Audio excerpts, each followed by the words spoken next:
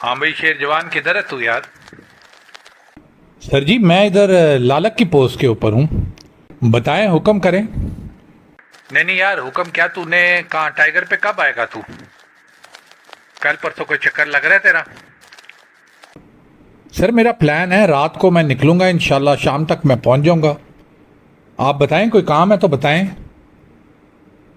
नहीं यार, ऐसा कोई काम नहीं है। सुना है सीओ आ रहा है तो उधर जाना है, तो मैंने कहा तुझे भेजता हूँ रिसीव करने के लिए।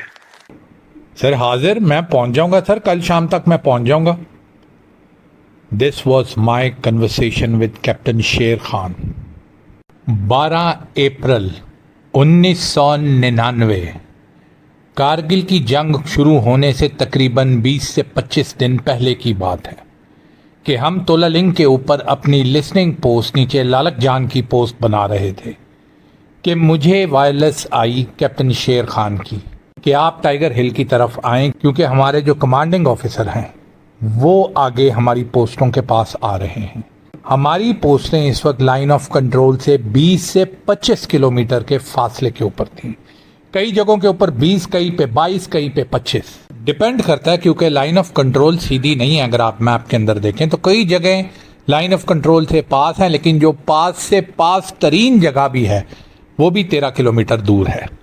हमारा जो मेडिकल कैंप था लाइन ऑफ कंट्रोल से इंडिया वाली साइड के ऊपर 9 किलोमीटर दूर था लाइन ऑफ कंट्रोल से। That was our first point of contact. यानी हमारे फौजी जो यहाँ से जख्मी या जो हमारे शहीद थे उनको जब लेके जाते थे तो वो हमारे मेड कैंप के अंदर लेके जाते थे, और वहाँ से अगर जख्मी क्रिटिकल हो तो उसको पीछे भेज दिया जाता था पाकिस्तान, और बॉडीज को भी पीछे भेज दिया जाता था। और जो लोग यानी मामूली जख्मी होते थे उनको हम उधर ही हिल टॉप्स के ऊपर ही ट्रीट करते थे, गोलियां शोलियां निकालते थे, टांके लगाते थे, और वो दोबारा लड़ाई के अंदर चले जाते थे। कई लोग जिनको ब्लड लॉस हुआ होता था उनको अगर हमने ब्लड लगवाना होता था तो वो फिर मेड कैंप में जाके ब्लड भी लगवाते थे। लेकिन ये सब बातें हैं जंग जब शुरू हो गई। अभी तो जंग का कोई नामो निशान भी नहीं था। हमारे जो मेडिकल कैंप की तस्वीरें थी which was inside enemy terrain, ये तस्वीरें अमेरिकन सैटेलाइट से इंडियंस ने हासिल कर ली थी, लेकिन इनका बाप भी यहाँ तक नहीं पहुँच सकता था, क्योंकि जैसे मैंने आपको बताया मेडिकल कैंप और इंडियंस के दरमियान ये चट्टानें खड़ी हुई थी, जिनको आप टाइगर हिल, जिनको आप तोलालिंग, जिनको आप राइनो हॉर्न के नाम से पहचानते हैं।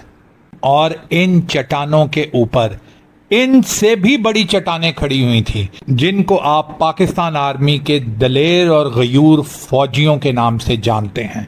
इनके ऊपर कैप्टन शेर खान खड़ा हुआ था, इनके ऊपर लालक जान खड़ा हुआ था, इनके ऊपर द गोस्ट ऑफ कारगिल खड़ा हुआ था, इनके ऊपर कैप्टन अम्मार खड़ा हुआ था। हमें तो डर लगता था कि कैप्टन शेर खान के खौफ से टाइगर हिल नीचे ही ना बैठ जाए, और कैप्टन अम्मार के नारों से ये पहाड़ राई की तरह हवाओं में ना उड़ जाएं।